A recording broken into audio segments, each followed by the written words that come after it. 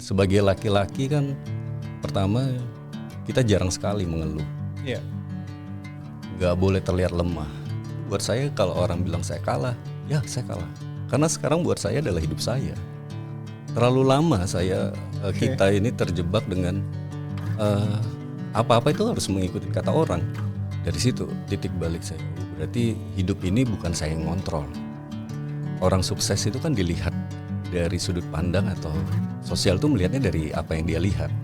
Jabatannya apa, rumahnya seperti apa, mobilnya, apa kendaraan yang dia, apa pakaian atau ini yang dia pakai. At least itu yang menjadikan kita jadi terus-terusan nggak pernah cukup. Jadi slow movement itu bukan berarti kita berhenti ya. Saya belajar lagi.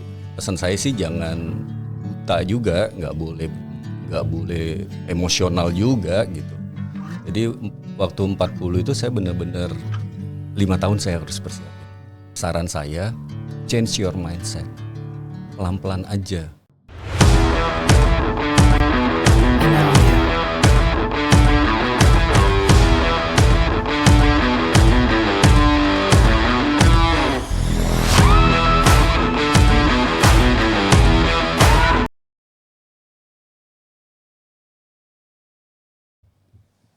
Assalamualaikum warahmatullahi wabarakatuh. Ahoy.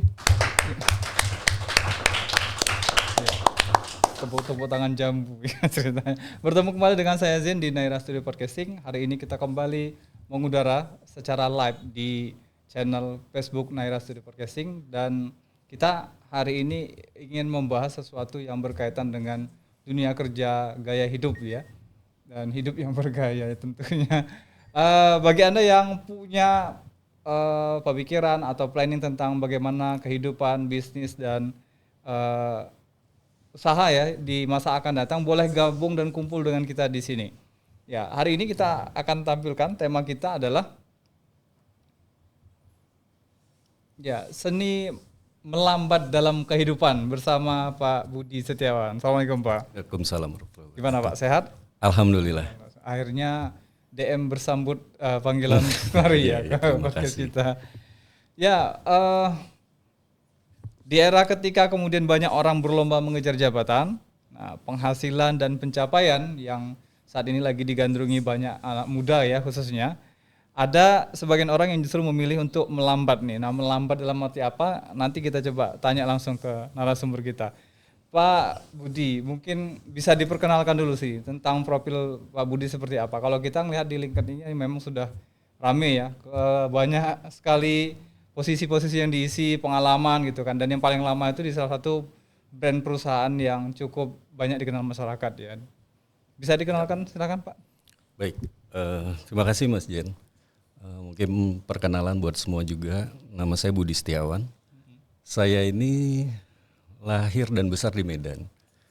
Anak Medan ya? Anak ada Medan. marganya nggak sih Pak? Enggak, Nggak ada ya? kebetulan orang tua saya Jawa. Jawa, Puja Kusuma jatuhnya nih ya? Oh ya, Puja Kusuma, boleh dibilang seperti itu Mas Jen. Okay. Jadi saya namatkan kuliahnya di Universitas Islam Sumatera Utara. Alumni UIN ya? Wisu ya? Wisu, sorry.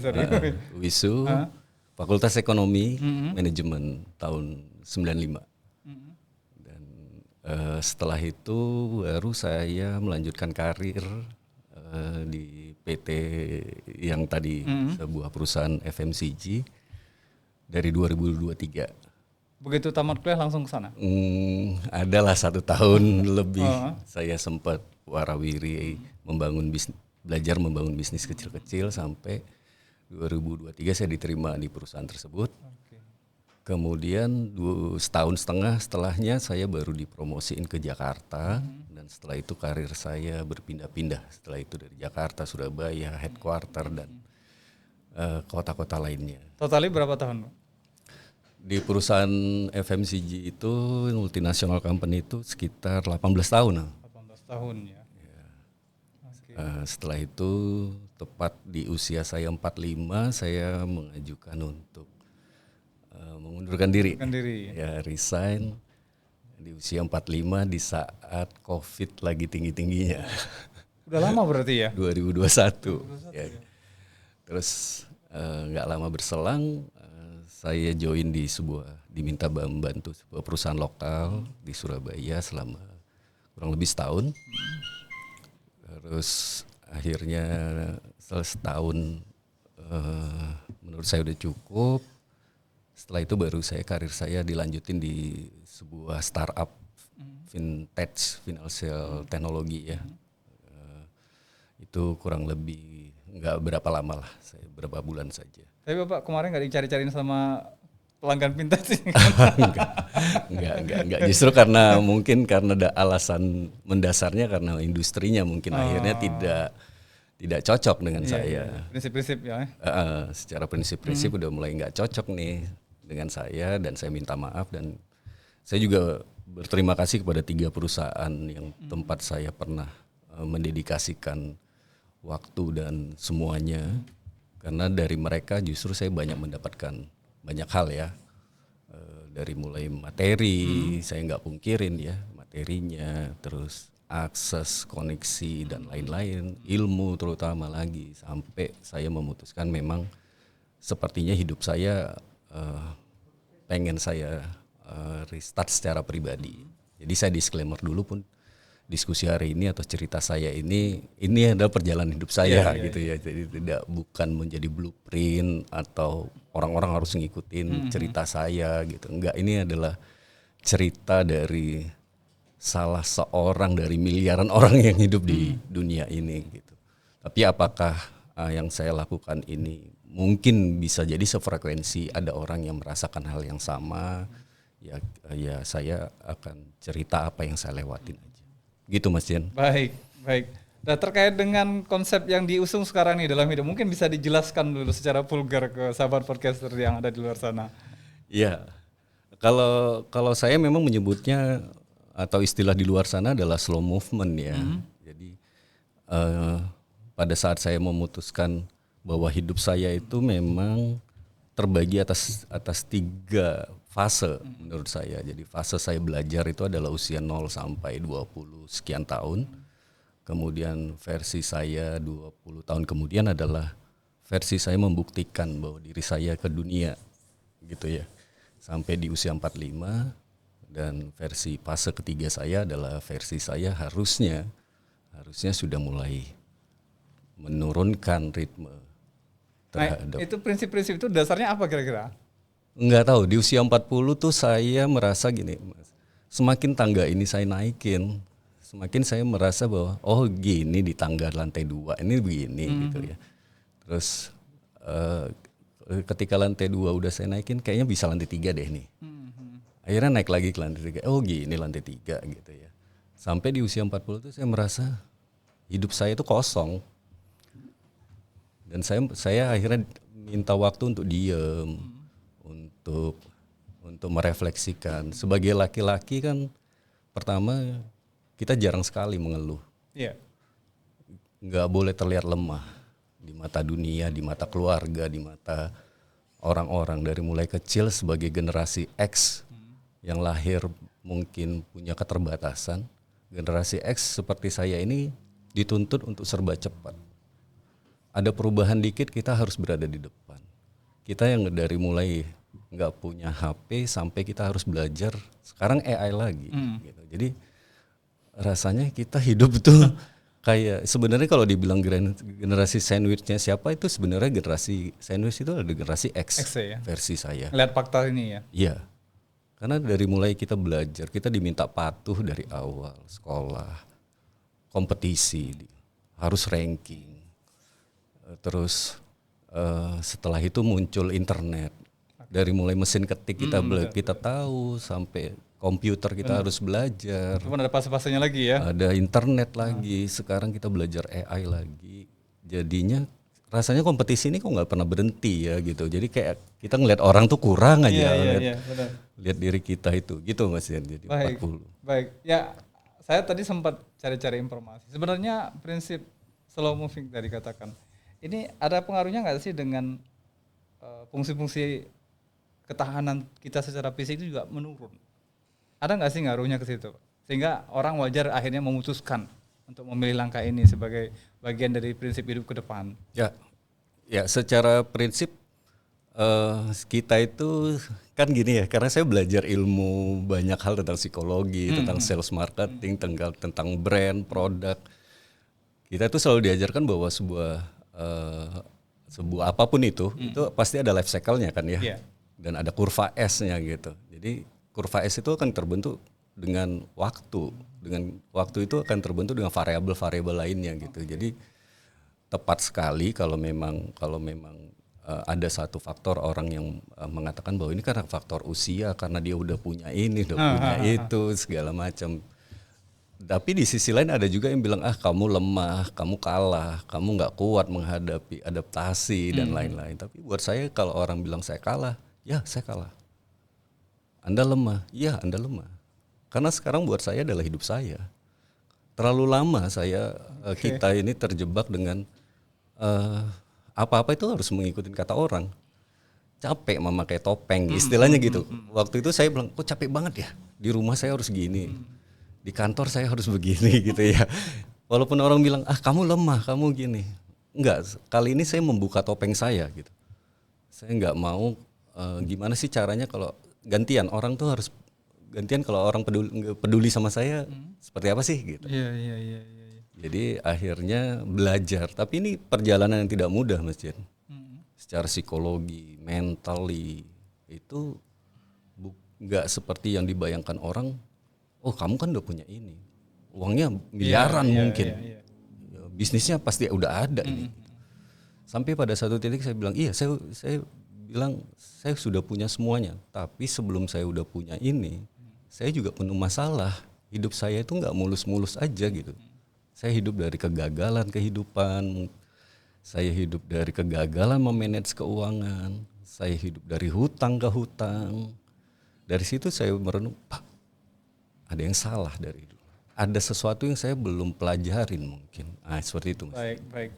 Nah kalau dari sekian banyak cerita tadi, dari 3 perusahaan, kemudian pengalaman hidup naik turun segala macam, momen apa sih yang menjadi titik balik sehingga akhirnya fix ini pasti ini yang harus dijalani gitu loh? COVID.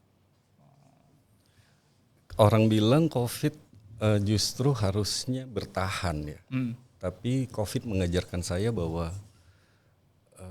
at least waktu itu saya melihat teman-teman saya ada yang jadi korban, ada ya mohon maaf ya. Jadi ini kena terdampak virus tersebut. Itu ya. Terus siapapun kita, jabatan kita apa, ternyata kita nyari rumah sakit juga harus ngantri. Waktu itu ambulan di mana-mana, terus kita dengan PSBB pertama kali itu benar-benar jadi momok. Waktu itu saya di Surabaya tuh jadi momok. Itu kota pertama yang diberlakukan PSBB. Nggak bisa kemana-mana. Itu benar, kok begini banget ya gitu. Apa artinya jabatan saya, uang saya, ternyata nggak ada artinya. Dari situ titik balik saya, berarti hidup ini bukan saya yang ngontrol. Gitu. Baik. Nah dari fase-fase ini sekarang nih dengan menggunakan konsep slow moving ini katakan, kira-kira orang kan sering mengatakan bahwa kesuksesan itu adalah soal jabatan dan penghasilan. Nah untuk membantah mindset atau konsep inilah dalam pandangan hidup dan dengan yang diterapkan saat ini oleh Pak Budi itu, apa kira-kira statement yang pas? Iya, kalau sampai sekarang saya percaya bahwa tekanan sosial itu akan melihat kita dari sudut pandang keberhasilan kita seperti pada umumnya menilai orang-orang ya. Orang sukses itu kan dilihat dari sudut pandang atau sosial itu melihatnya dari apa yang dia lihat. Jabatannya apa, rumahnya seperti apa, mobilnya, apa kendaraan yang dia, apa pakaian atau ini yang dia pakai gitu. At least itu yang menjadikan kita jadi terus-terusan nggak pernah cukup. Selesai dengan perkara itu ya? Iya, jadi kalau dikatakan apa sih arti sukses atau bagaimana sih harusnya kita menata gitu kesuksesan ini gitu. Jabatan terutama. Saya bilang kalau dari versi saya ya, saya pernah punya jabatan di bawah dari salesman canvassing sampai di level senior. Saya tuh nggak ngelihat ini tuh melekat di kita gitu. Saya duduk, kalau saya sering tuh bereksperimen ya. kira-kira saya duduk di coffee shop ini yang levelnya level tinggi, saya merasa diri saya itu udah hebat. Tapi ternyata orang nggak kenal saya, Mas. Yang kenal saya itu adalah orang yang tiap hari mungkin tim saya, tim Mas Jen yang ada di sini. Coba yuk kita duduk di kafe sendirian, kafe mewah mungkin. Semua orang meletakkan gadgetnya, tas brandednya, ya kan. Semua orang akan mencari spotlight yang sama, gitu. Dan tidak ada orang yang kenal kita. Artinya ya, oh iya ya, berarti yang kenal kita itu lebih kepada orang yang ada di struktur kita, Mas Jen. Tapi begitu kita keluar, orang nggak kenal kita siapa. Orang nggak kenal kita siapa, jabatan kita siapa. Kalaupun yang kita pakai adalah barang-barang yang menurut kita bikin kita puas, tapi ternyata kita begitu noleh ke kanan, loh, dia jam tangannya versi terbaru, gadgetnya versi yang ini lagi, kan? Tapi kita nggak tahu di belakang itu proses mendapatkannya kan kita juga nggak tahu. Jadi itulah saya bilang kalau jabatan versi saya Mas Jene kembali ya, saya disclaimer ya. Saya disclaimer versi saya itu seperti itu. Mungkin kalau versi orang lain masih pengen bahwa jabatan itu adalah hal yang melekat. Kalau saya tidak ada satupun yang membuat saya melekat sekarang. Gitu aja. Kalau konsep kita supi banget nih. Walaupun saya belum terlalu itu ya. Sampai hari ini kalau saya mobil saya ketabrak kayak apa gitu udah ya udah gitu, nanti mau ini juga nggak masalah. Tapi kalau dulu 3-4 tahun sekali harus ganti. Iya. Trennya begitu ya. Karena memang kita secara sosial gitu dulu. Wah, ini hari ini harus punya mobil listrik tuh. Mobilnya satu yang bahan bakar, satu yang EV gitu. Oh, itu Pak udah pasti tuh. Udah pasti. Tapi kalau sekarang kita tinggal malah di rumah yang kecil. Kita tinggal kadang di apartemen yang kecil. Terus kita di Medan ini juga ada membangun tiny house juga. Jadi saya pikir hidup kita juga nanti bakal berdua juga kok. Atau bakal sendiri nanti kan di situ. Benar. Baik, Bud, kita kembali cerita ke belakang nih. Belasan tahun kerja di perusahaan yang tadi saya pernah lihat tuh bahwa ternyata owner itu juga nggak mengkonsumsi produk itu sendiri. Nah, Pak Budi sekarang konsumsi itu nggak sih? Memakai itu nggak sih? Tapi kalau dikatakan ditanya. Tapi setuju nih karena pernah lihat video itu. Saya lihat sekali. Oh iya. Ownernya memang ternyata nggak mengkonsumsi atau menggunakan produknya sendiri gitu loh. Betul. Iya, ini ya, saya menjawab dari sisi yang saya pribadi dan apa yang pernah ini pengalaman yang selama saya di sana ya, bahwa produk ini memang ditujukan untuk pengguna dewasa. Itu bukan untuk yang usia di bawah yang kita sarankan kan. Jadi kita anggap bahwa dewasa itu sudah bisa menentukan baik dan buruknya gitu. Jadi kalau ada orang yang tidak menggunakan produk tersebut, kita juga menghargain gitu. Tidak memaksakan, karena makanya kampanyenya kan selalu untuk usia dewasa gitu. Jadi mau siapapun, bahkan di kantor kita tuh dulu itu ya tidak mewajibkan orang-orang untuk mengkonsumsi produk. Di kantor sendiri, menarik sekali ini. Baik, dengan kondisi itu apa bisa dibilang bahwa ini juga secara pribadi kan dari mulai kampasar ya sampai kemudian pada level yang katakan cukup baik lah dalam statusnya. Ngerasa nggak sih ada rasa dalam tanda kutip ya, merasa bersalah gitu loh, sudah memasarkan produk ini ya, karena kan sedikit banyak kita kan agak ngelihatnya agak ambigu ya. Di satu sisi ada larangan, tapi di sisi lain justru dipasarkan juga gitu kan. Jadi kayaknya kayak menebarkan sesuatu yang sebetulnya memberikan efek yang enggak ringan juga untuk masyarakat, kadang seperti itu. Punya ini sendiri nggak, rasa tanggung jawab moral nggak sih terhadap bertebarannya produk itu gitu loh, setelah sekarang ini tidak lagi di sana? Ya kalau sekarang ini tidak lagi di sana, saya selalu bilang bahwa selamatkan dulu diri sendiri, baru kita bisa menyelamatkan orang lain ya Mas. Saya sampai sekarang masih konsumsi. Masih konsumsi. Tapi yang tidak dibakar tapi yang yang terbaru sekarang ya. ya yang dihit gitu ya, karena memang belum belum bisa begitu saya coba, saya belum bisa. Tapi kalau pertanyaannya apakah ada merasa bersalah nggak, ada rasa menyesal nggak setelah main itu, ada. Cuma kan campaign kami itu selalu dulu tuh fair aja, kita bilang bahwa ya memang rokok berbahaya gitu. Kita fair-fairan, rokok berbahaya, kita juga diajarkan kok di dalam sebuah produk ini ada kandungan ini kita diajarkan. Makanya campaign kita tuh selalu harus ke pengguna dewasa gitu Mas Jan. Baik. Apa sih pengalaman yang paling berharga nih Pak dari perusahaan yang belasan tahun tadi Pak Budi sudah berkecimpung di sana, yang itu menjadi katakan prinsip-prinsip dasar yang sekarang dibangun untuk menjalani hidup slow moving? Oh banyak sekali. Justru saya berterima kasih sama perusahaan itu multinasional. Saya sampai ke luar negeri, sampai kemana-mana juga ya. Saya keliling Indonesia gitu. Banyak sekali dari mulai critical thinking, analytical thinkingnya, terus people managementnya. Jadi semua scoop tentang corporate itu saya dapat semua. Saya diajarkan untuk bagaimana melihat problem, melihat opportunity dari makro sampai ke mikronya. Jadi otak saya ini makanya saya bilang begitu saya keluar menjadi slow movement, otak saya ini sampai sekarang belum keriset secara total gitu. Jadi otak yang serba cepat, connecting the dot antara kejadian sekarang, teknologi yang baru, ini masih saya ini. Dan ini saya pakai di kehidupan saya sehari-hari. Contoh ya Mas, dulu salah satu contohnya kita itu belajar untuk membangun bisnis secara efektif dan efisien. Pakai hukum Pareto. Yeah. Nah, begitu saya terapkan di hidup saya, ya juga ya.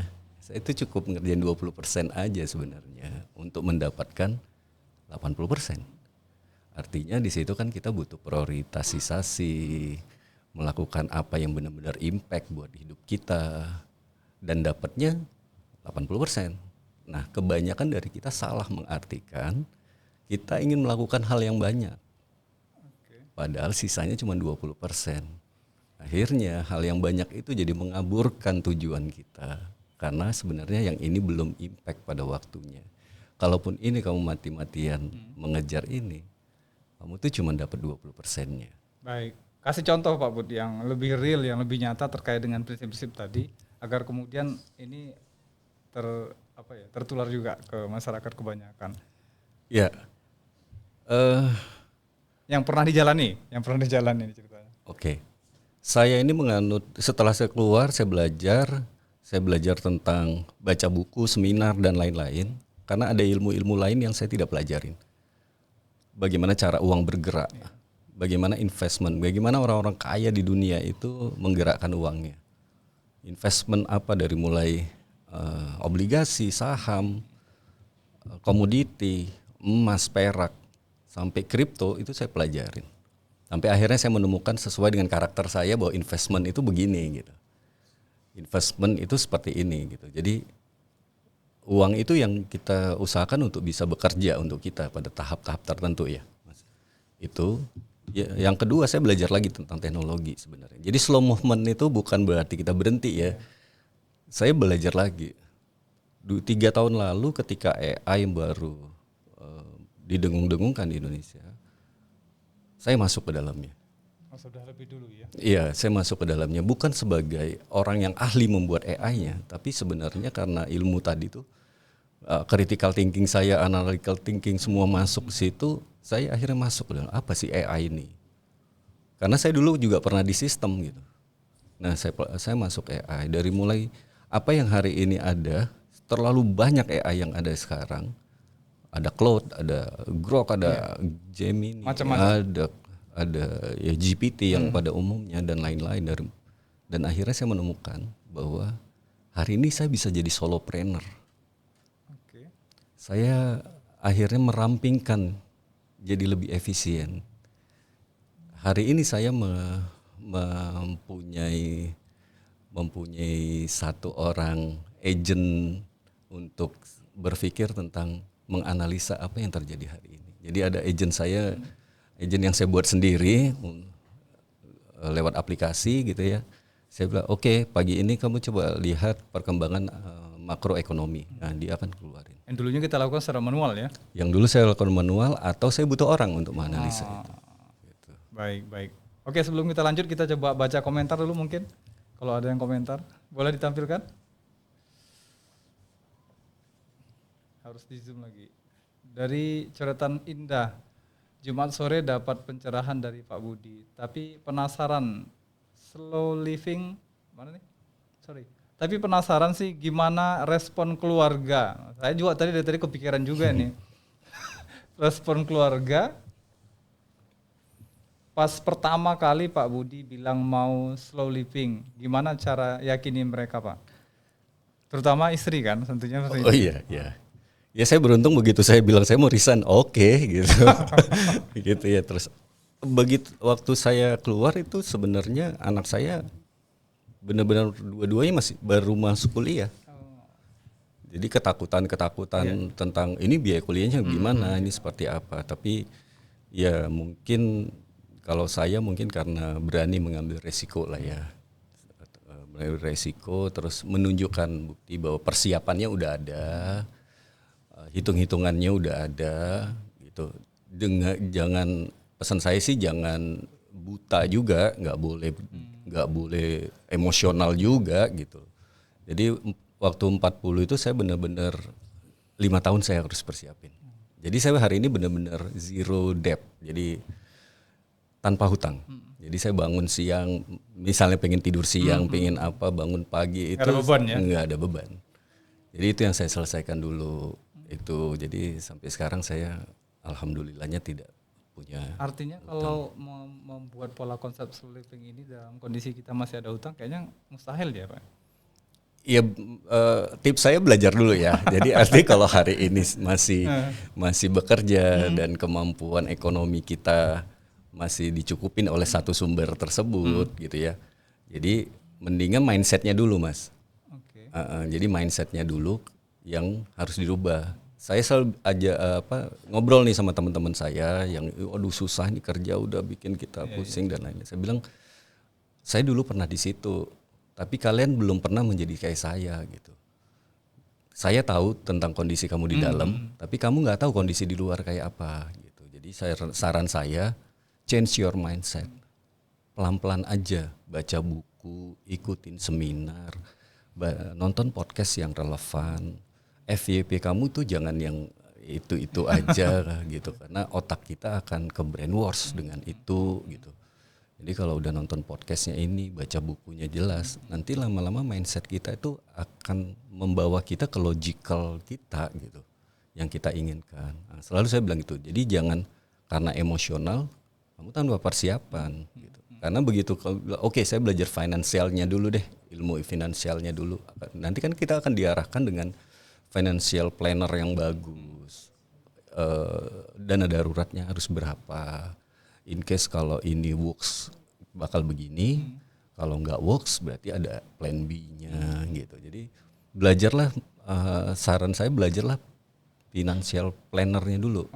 Nge-plan finansialnya, karena kadang kita merasa karena udah ada gaji ini, tapi kita nggak pernah mencatat pengeluaran kita berapa sih sebenarnya gitu. Karena otak kita udah terbiasa kepastian dari gaji, tapi lupa sebenarnya pengeluaran kita tuh berapa sih gitu. Jangan-jangan selama ini minus, begitu minus kita tutupin lagi dengan hutang baru, top up lagi gitu. Jadi kalau saya menyarankan kepada teman-teman saya selalu buka tuh. Saya bilang coba ini diisi, pemasukannya berapa, tolong dihitung pengeluarannya berapa.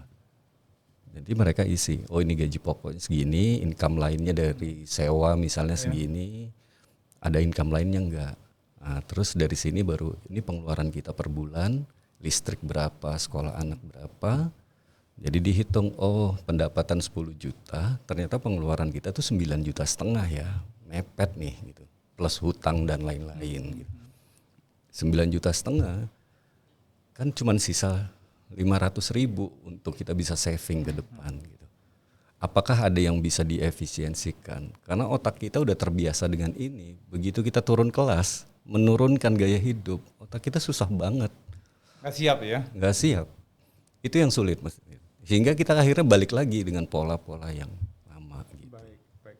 Pak Bud, kalau mempatri ini dalam konsep diri, di usia berapa sih sebenarnya sudah mulai memahami ini dan ngambil pilihan untuk pelan-pelan harus ke sana sampai tadi mempersiapkan kan? Kalau sekarang saya lihat trennya, kalau saya ketemu di kota-kota besar, justru anak muda itu sekarang mereka sudah menggerakkan ini ya, karena tren generasi itu kan berbeda ya. Iya. Anak-anak sekarang itu lebih mengutamakan kepada living, balancing gitu ya, terus Work-life flexibility, balance, ya. flexibility, karena dengan teknologi yang ada sekarang, dengan keterbukaan ini, mereka benar-benar sudah memprioritaskan fokus kepada mental, beda sama kita dulu gitu. Jadi kalau dibilang gimana nih untuk generasi muda, saya pikir menerapkan ini tuh bukan di usia kita nanti jadi tua gitu 40 tuh, gitu. Enggak, karena zamannya berubah, Mas Jin. Hari ini saya masih di sini, tapi mungkin bisnis kecil saya masih ngasilin duit dan itu cukup gitu loh. Yang nggak cukup untuk hidup itu cukup, tapi untuk gaya hidup itu nggak akan pernah cukup. Baik. Nah, itu sih. Oke. Kalau kita lihat sekarang ini kan dunia industri yang menghadapi pola VUCA tuh ya, yang perubahan yang cepat segala macam. Nah, kira-kira dengan konsep yang ditawarkan sama Pak Budi ini, slow living ini, yang kemudian juga sedikit banyak saya lihat diadopsi juga sama Gen Z saat ini. Kira-kira matching nggak sih itu? Atau justru sesuatu yang mendistrak gitu? Karena permintaan dunia saat ini bergerak cepat, tapi di sisi lain kenyataannya sejak dini kita sudah mempersiapkan diri untuk slow living tadi. Walaupun memang kalau kita baca lagi bahwa slow living itu sebenarnya kan efisiensi ya pada sesuatu yang dilakukan tadi. Kalau Pak Budi bilang mengerjakan 20 mendapatkan 80, katakan seperti itu. Nah, supaya nggak salah paham juga nih yang menjalankan kira-kira. Ya, kembali lagi saya disclaimer kan ini cara berpikir saya. Iya. Ya. Tadi kalau dibilang bahwa dunia ini kan semakin cepat, apakah kita justru harus slow? Iya. Lawannya cepat ya harus slow. Kalau kita cepat semakin cepat, kita nggak tahu ngerjain apa kita sebenarnya. Karena sibuk untuk mengejar ketertinggalan terus-menerus, itu jalan keluarnya harus ya diem. Perhatiin dulu dunia ini bergeraknya kemana. Jangan orang ikut cepat, kita butuh cepat. Padahal belum tentu, tadi 80-20, belum tentu apa yang kita kerjakan itu relevan dengan apa yang kita mau. Gitu. Jadi saya selalu bilang, cepat, kalau kita nggak melakukan ini nanti kompetitor bakal begini. Kalau ini nanti kebijakan ini. Nanti si konsumennya berubah. Berlomba-lomba. Berlomba-lomba, akhirnya semua orang, saya bilang, kita mau cepat, tapi semua orang melakukan kecepatan itu, tapi sebenarnya tujuannya apa sih? Gitu. Makanya kita coba diam dulu deh. Sesimpel kalau bisnis kecil kita menentukan segmen konsumen aja kita agak abu-abu gitu. Kita kayak mau semua aja diajar. Ingat, kalau kita membangun bisnis, saya selalu berpatokan pada bisnis model kanvasnya dulu. Mana value proposition yang kita taruh? Apakah produk kita sudah masuk ke dalam value itu? Kita udah tawarkan ke konsumen belum? Terus target konsumen kita jangan abu-abu. Kalau dibilang adalah sosial ekonomi A, ya targetnya A. Value delivery-nya kan harus match ke situ. Iya, sinkron ya. Ini sudah A, naruh jualannya di media sosial. Media sosial yang mana? CSA itu. CSA itu mungkin akan lebih banyak main di Instagram. Bukan di TikTok, bukan di Facebook gitu. Berarti channelnya juga harus jelas. Nah, gitu, Bos. Jadi saya bilang kalau hari ini apa tadi anak muda mau slow living, mau ke bisnis, menurut saya ya kapan aja. Ayo. Hari ini saya ada nulis, saya bilang anak muda itu nggak butuh kerjaan sekarang. Saya bilang. Yang kalian butuhkan tuh income. Dulu kami dapetin income itu dari pekerjaan, diarahkan untuk bekerjalah supaya kamu dapat income gitu. Tapi sekarang saya selalu bilang, patahkan paradoks itu. coba dirubah. Kamu tuh nggak butuh kerjaan, tapi kamu butuh income. Artinya kalau kamu menggunakan kamu nggak butuh kerjaan tapi butuh income, berarti tidak melulu dari pekerjaan gitu loh. Tapi butuh pekerjaan butuh, karena kita pebisnis pun butuh karyawan gitu. Tapi paradoksnya coba dirubah pelan-pelan. At least kamu jadi reseller juga dapat income kok gitu. Kira-kira kalau secara global persentasenya berapa persen sih orang-orang yang idealnya berada dalam posisi slow living ini dalam konteks yang real katakan? Karena tadi kan seperti Pak Budi bilang bahwa ternyata faktanya di dunia industri orang juga butuh pada posisi itu gitu. Dibilang kan ada, kalau kita kan lihatnya di media sosial atau apa, gerakan slow living ini kan sebenarnya udah lama ya, di Eropa juga udah lakukan itu. Mereka sampai off grid ke desa-desa gitu mencoba karena kebisingan dunia. Kalau dilihat semakin tinggi sekarang tuh secara pasti angkanya kita nggak pernah ini gitu ya, nggak pernah hitung. Cuman pergerakan naiknya itu trennya meningkat ya meningkat. Baik saya kan juga cukup mengikuti yang di Eropa, Amerika, gimana mereka move-nya ke Portugal gitu ya. Kenapa di Portugal, kenapa nggak di Italia, kenapa nggak ini gitu ya. Ada alasan-alasan. Ada alasannya. Di Indonesia sendiri kan udah mulai banyak nih podcaster, influencer yang dia juga menanamkan prinsip itu. Tapi dia juga cukup fair kok bahwa slow living tuh jangan dibayangkan dengan bahwa kita hidup di desa tenang gitu ya, terus punya duit seolah-olah kita bisa ngatur semuanya, kita mau bertani mau apa gitu. Nggak sesimpel itu gitu, nggak sesimpel itu gitu. Belum lagi kita harus adaptasi, belum lagi nggak seperti itu. Jadi saya sendiri slow movement, saya di kota kok, bukan di desa gitu. Saya di kota, tapi saya mempersiapkan hidup saya untuk lebih slow. Kayak contoh nih ya, kayak contoh saya kemarin minggu lalu kita kejadian blackout. Iya. Saya cukup bersyukur bahwa itu jadi semacam fakta atau stress test saya ke orang-orang terdekat saya yang tadinya menganggap sesuatu itu remeh. Jadi pas begitu listrik mati, semua orang keluar kan. Iya betul. Duduk, ambil kursi, bilang ngobrol, udah sejam, ngobrol 2 jam, lama-lama sinyal hilang.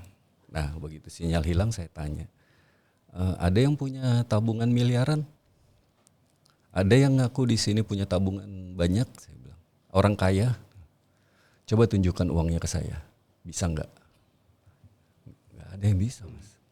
Terus kita keluar tuh, saya keluar melihat kondisi, tingkat kecemasan, kepanikan kan mulai meningkat.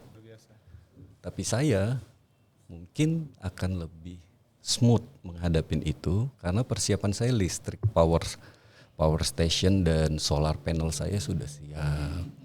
Terus saya punya cadangan air yang mencukupin, punya pegangan uang cash yang memadain supaya saya setidaknya orang panik, orang cemas, saya udah tidak cemas untuk hal-hal dasar, sampai saya bisa berpikir plan berikutnya ketika misalnya tiba-tiba air benar-benar mati, tiba-tiba waktunya nggak jadi sehari, bisa 2 hari, 3 hari gitu. Jadi saya bilang inilah bukti nyata kalau kita ini. Kadang orang bilang, wah kamu terlalu berlebihan lah, ketakutan, kecemasan yang gitu-gitulah. Tapi saya bilang iya, saya orangnya seperti itu. Daripada kita berdebat hal-hal yang berbeda VOV ya, point of view-nya. Jadi ya saya pikir ya nggak apa-apa kalau bilang kalah cemas, terlalu takut ya udah nggak apa-apa. Baik, oke Pak Bud, kita baca lagi, ada komentar lain, silakan ditampilkan. Dari Perdian Sagunawan, banyak orang yang menganggap slow living identik dengan gimana nih? Slow living identik dengan santai atau kurang produktif. Menurut Bapak apa kesalahan terbesar tentang slow living yang mungkin dibuat sama orang lain gitu loh? Iya, yang pertama tadi memang kalau dilihat dari luar kita tuh kayak orang kalah. Karena kan kita punya waktu yang lebih banyak kan. Betul. Lebih banyak terus kan jadi tidak terlihat sama orang-orang. Karena kalau kebanyakan orang slow move itu kalau dia nggak menampilkan itu di media sosialnya, ditunjukin ke orang-orang update status dan lain, kan orang nggak akan bakal tahu ya. Iya. Sehingga terlihat, apalagi bisa jadi keluarga terdekat ngelihat kita, enak banget ya rebahan, emang nggak ada kerjaan gitu. kan paradigma Iya, lama kan kebanyakan akan begitu. seperti itu gitu kan. Padahal ya nggak apa-apa, saya bilang kalau saya kerjanya cuma sejam 2 jam tapi saya bisa menghasilkan dan itu cukup, kenapa enggak gitu. Karena yang paling penting adalah arti kata cukup dulu ya versinya. Makanya saya selalu bilang financial plan-nya dulu deh yang diatur. Terus setelah itu mentality-nya, karena kamu harus berhadapan dengan hal-hal yang melawan arus. Orang melihat kita santai, ada yang bilang oh enak, ada yang bilang dia males. Padahal dia kalau dia mau ini lagi dia masih bisa loh ini dapat segini gitu. Jadi lama-lama saya capek kan menghadapi itu, Mas. Setiap ketemu saya bilang, kerja di mana lu sekarang? Jabatan lu apa? Gitu.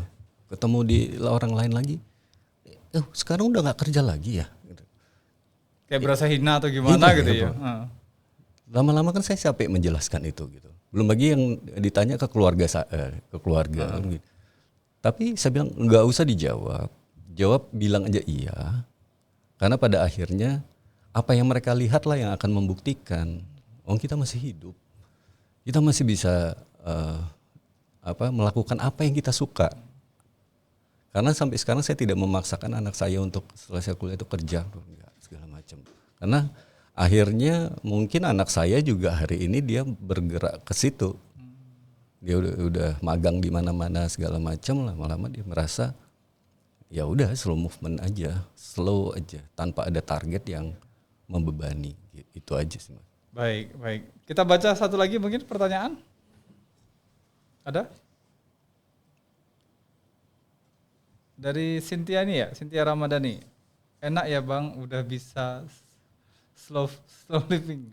Saat ini jujur pengen katanya. Bagi tips dulu Bang untuk yang masih muda ini biar bisa slow living dan kalau bisa nggak kerja lagi pas umur 50 tahun ke atas katanya. Iya.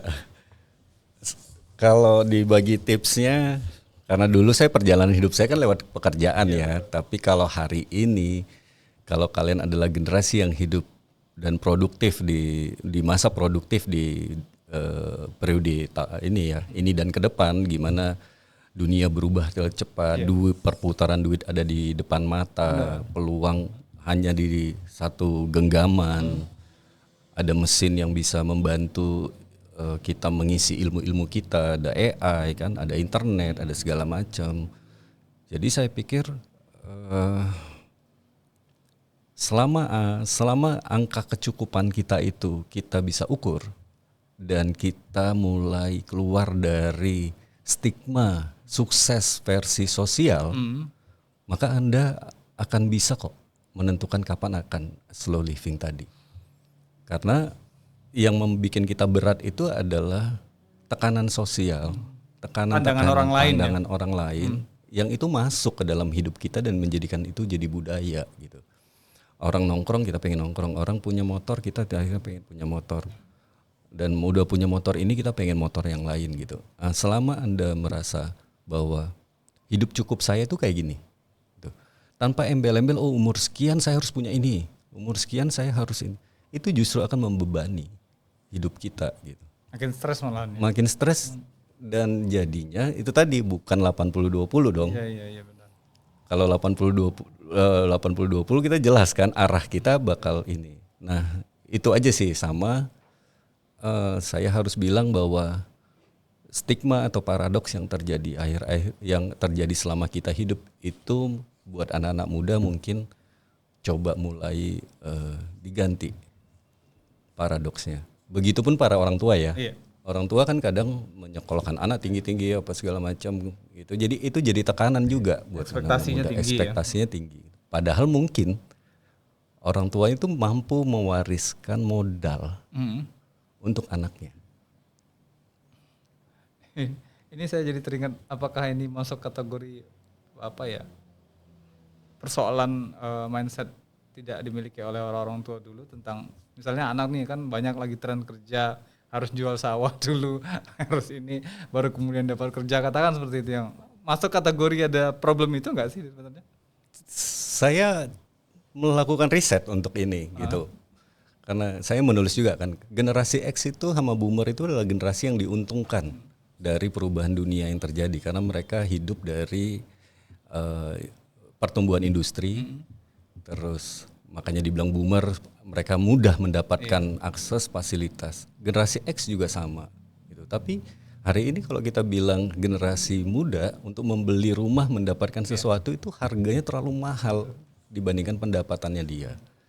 Nah, generasi X, generasi Z, Alpha atau milenial itu kan bapaknya baby boomers. Benar. Atau generasi X kan. Yang at least mungkin mereka punya modal dalam bentuk properti misalnya. Benar. Tanah yang dulu dia tabung. Gak usah jauh-jauh, orang tua saya juga bakal begitu. Tapi setelah itu dia lupa untuk menurunkan ke anaknya itu menjadi sebuah peluang bisnis. Mereka menurunkannya dalam bentuk warisan, dibagi, ini jatahmu, ini jatahmu, ini jatahmu. Padahal kalau dari awal dibilang, itu kita punya ini, kamu butuh modal berapa, kamu mau punya inisiatif apa, mindsetnya harus dirubah dulu. Nah, coba deh, lakukan ini gitu. Jadi mindset orang tua kita seharusnya berubah jadi yang tadinya mengarahkan mereka sekolah tinggi dan kerja menjadi sekolah tinggi dan yuk jadi entrepreneur juga nggak apa-apa kok gitu. Kalau pandangan saya seperti itu. Nah, kalau seandainya Pak Budi kembali di usia 30, kira-kira nasihat apa yang akan diberikan kepada Bapak sendiri? Harusnya lu kaya dari dulu sih. Kayak warisan kalau begitu ceritanya. Pertama, membuang waktu untuk jangan lagi lah melakukan kesalahan-kesalahan yang di luar dari koridor yang terjadi ya, yang ada ya. Itu dia. Yang kedua, kalau saya boleh ngomong ke diri saya sendiri 30 tahun lalu, ngumpulin duitnya harusnya lebih cepat. Harusnya artinya udah terbuka. Nggak terpengaruh oleh harus punya barang ini, barang itu segala macam ya. Betul. Dan yang ketiga, harusnya lu bisa jadi pengusaha. Nah, ini juga nih jadi pertanyaan, apakah memang konsep slow living ini ada hubungannya dengan pilihan hidup untuk menjadi entrepreneur kah? Atau memang kenyataannya semua orang bisa melakukan itu? Iya, salah satu. Penanya tadi juga harus terjawab nih kan dengan pertanyaan itu.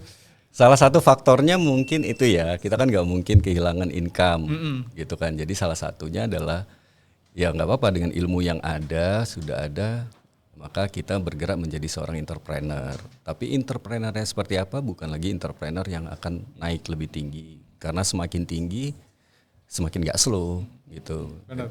Jadi entrepreneur dengan hasil yang cukup gitu. Nah, nanti kalau kita mau lebih tinggi, waktu kita turunkan kepada generasi di bawah kita. Karena dengan kapasitas mereka, dengan usia mereka, kecepatan mereka lah yang harus berpikir lebih tinggi gitu sih, Mas. Secara formulanya juga ada dapat ya dari percobaan sebelumnya dengan yang akan diturunkan. Betul, saya banyak sekali melakukan project, design thinking, small project, itu saya lakuin.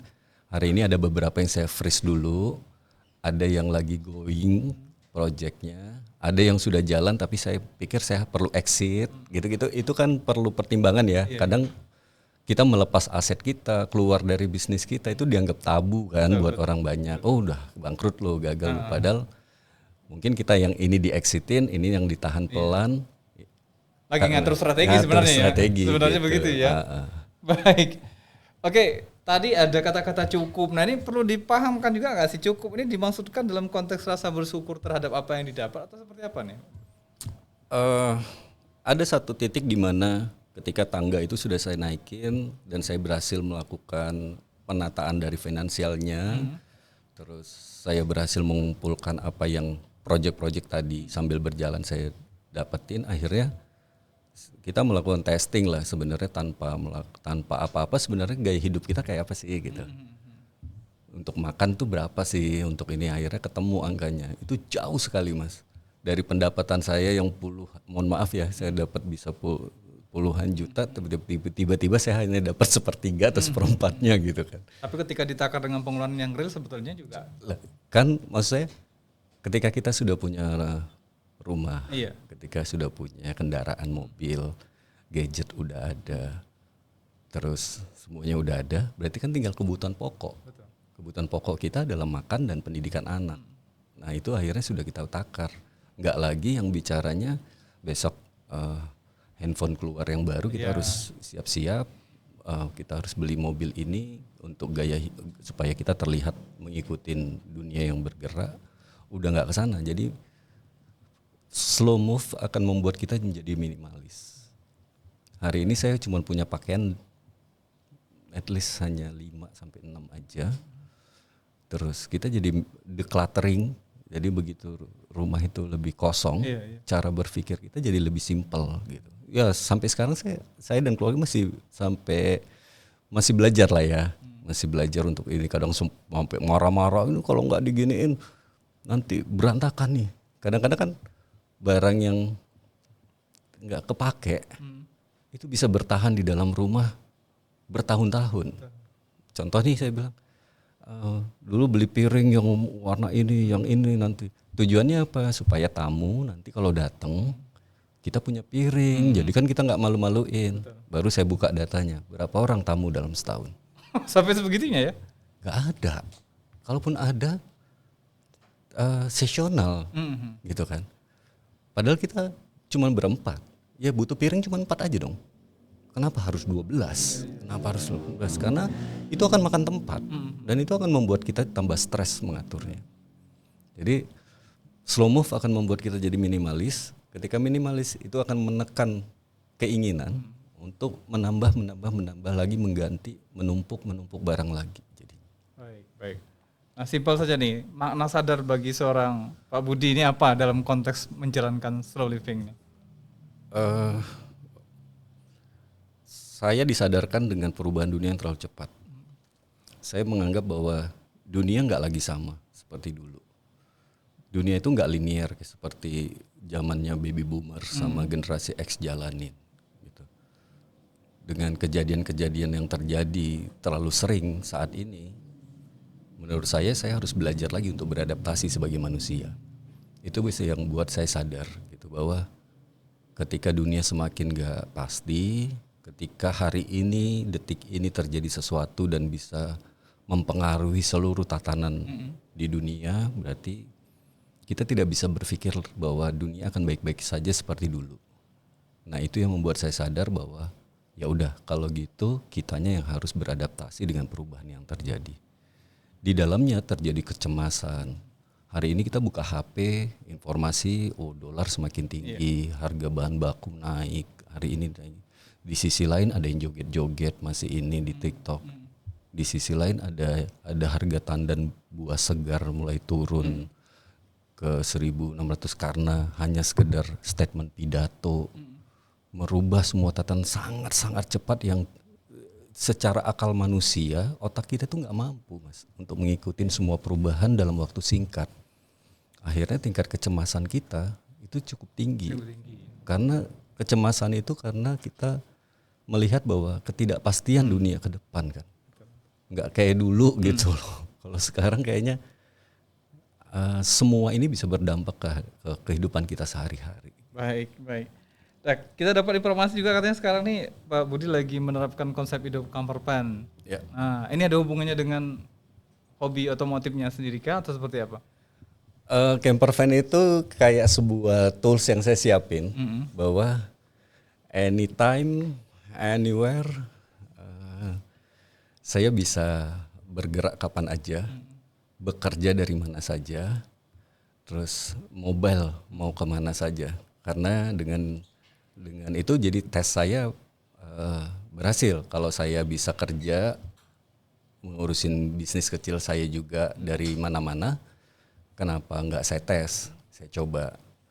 Dan hobi otomotif sih nggak nggak terlalu ya kalau saya ya. Apalagi sekarang udah menekan kan. Nggak mungkin saya berganti-ganti mobil. Jadi mobil yang saya pakai camper van juga mobil tua kok. Saya pilih mobil tua. Cuman di situ saya bisa kerja. Begitu saya parkirin mobil, saya buka laptop atau tab saya buka tirai, view-nya beda mas setiap hari. Saya bisa parkir, misal kalau di Medan saya bisa parkir mungkin di samping jembatan di Tuntungan sana, saya bisa melihat Tuntungan sambil saya kerja. Mungkin tinggal keamanan aja yang kita antisipasi kan ya. Terus mungkin saya parkir di lapangan benteng, saya bisa buka juga. Saya bisa kerja, tapi view saya adalah gedung-gedung yang mengelilingi saya gitu. Jadi itu yang saya cari sehingga saya mendapatkan inspirasi. Jadi camper van saya itu bukan untuk spesialis bahwa saya harus tinggal dan camping di mana-mana. Enggak sampai seperti itu ya? Ya fleksibel, cuman dia jadinya 30-70. Kayak saya dari Bandung ke Medan itu butuh 2.100 km. Itu saya harusnya kalau orang normal itu 3 hari 2 malam udah nyampe. Saya 6 hari. Ini memang di trial seperti itu? Iya, saya 6 hari. Jadi saya selalu melakukan testing dan itu sebenarnya mungkin ke depan itu udah siap, bisnis model kanvasnya udah siap. Jadi si camper van ini akan menjadi salah satu mikro bisnis juga.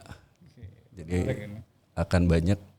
Udah kita tes juga, udah kita ini ke konsumen, ternyata banyak juga orang stres di Jakarta yang mau dia turun dari Wus, sudah saya jemput dan saya bawa ke camper land. Jadi ini namanya experience ekonomi. Jadi bukan lagi komoditi, bukan lagi servis, tapi bicaranya adalah bisnis berdasarkan menjual experience ekonomi. Jadi di situ saya tinggal jemput. Kita akan buka meja, kasih kursi, kita akan ngobrol tanpa jaringan HP, kita akan ngobrol. Karena orang yang mungkin kerja terlalu ini stres apa segala macam kan sebenarnya butuh wadah untuk dia mengeluarkan. Di samping itu ada juga yang mau untuk saya mau konsultasi lah tentang mikrobisnis. Nah, saya ngebawanya jangan di ruang kelas yang terlalu formal gitu. Kategori curhat berbayar juga kayaknya. Oh, curhat berbayar. Baik. Berarti intinya kalau di dalam konsep dibawa jalan seperti kebanyakan beberapa konten kreator itu yang saya lihat ya, tidak pada konsep itu sebenarnya ya. Tidak pada konsep itu karena slow movement yang saya jalani adalah lebih ke urban, bukan ke rural atau suburban ya. Saya pun tinggal slow movementnya kan juga di kota, bahkan di apartemen bakal di ini, tapi gaya hidup saya aja yang slow gitu kan. Jadi tidak kesana dan si camper van juga tidak didesain untuk semuanya full untuk yang off road, yang suburban sampai ke pantai-pantai sampai kemana enggak. Lebih kepada ini slow movement versi urban. Gitu. Siap. Baik. Ya kita sampai pada closing nih. Kira-kira menurut Pak Budi sendiri bahagia versinya Pak Budi itu apa sih? Kalau disimpulkan dari pengalaman perjalanan hidup kemarin sempat jadi budak corporate katakan seperti itu ya. Dan sekarang sudah menentukan prinsip slow living tadi. Dan saat ini sedang menjalani itu. Dapat dukungan lagi dari istri kan lumayan nih. Iya. Jadi kalau dikatakan konsep bahagia tidak bisa bahagia secara keseluruhan ya Mas ya.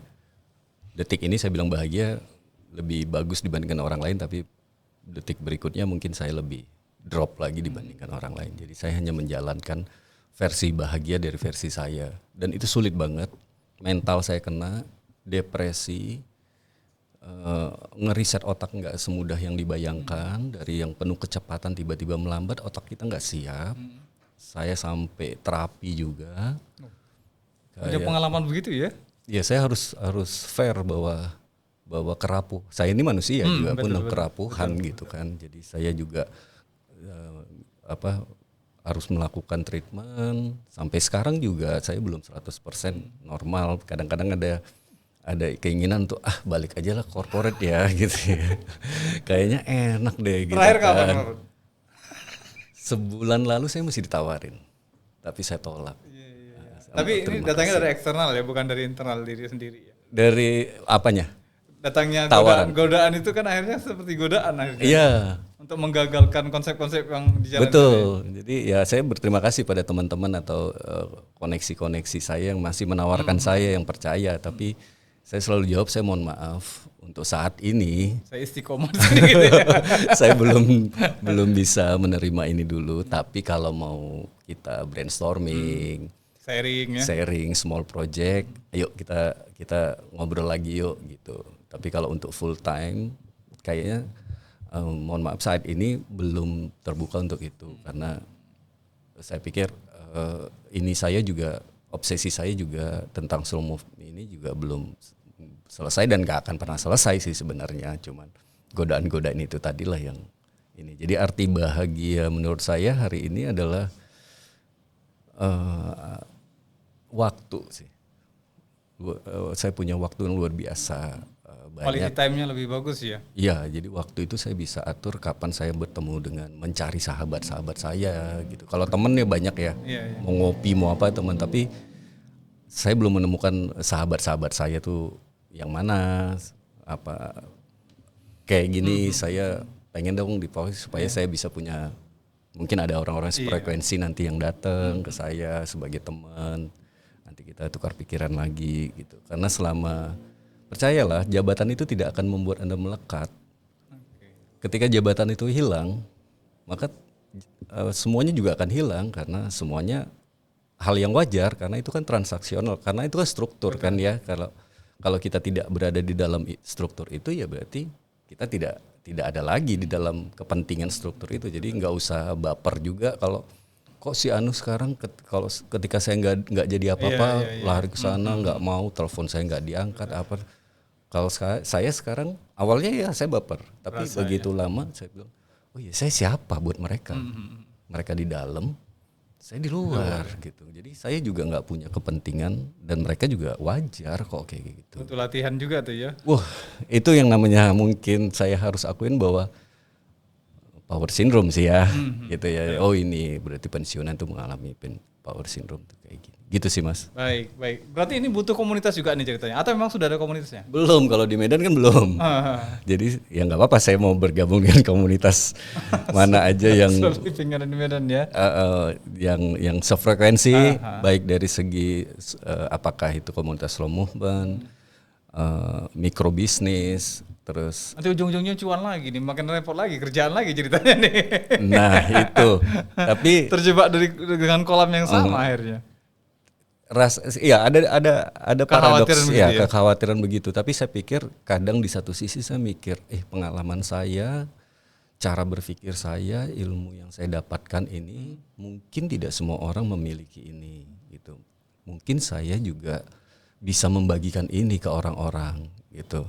Tapi untuk membatasin itu berarti kita yang memilih mengatur waktunya gitu. Jadi mungkin seminggu saya cuma nyiapin waktu dua kali per 3 jam, mungkin itu cukup oke kok gitu. Oke. Baik, terakhir mungkin dari Pak Budi, pesan untuk orang-orang yang merasa lelah dengan ritme hidup yang terlalu cepat. Kameranya di sana.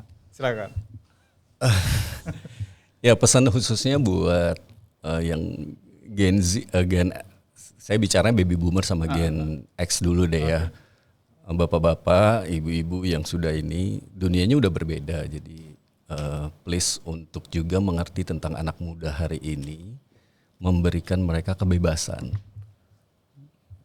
untuk bahwa tidak melulu harus mendapatkan income dari hal yang dulu kita pikirin gitu. Jadi membukain mereka peluang dengan pengalaman yang kita punya itu jauh lebih berharga dibandingkan mereka kita tekan untuk harus sukses, harus ini dan lain-lain. Untuk generasi yang lebih muda, saran saya, kalian beruntung sebenarnya berada di dunia yang seperti sekarang. Karena informasi itu sangat mudah didapetin.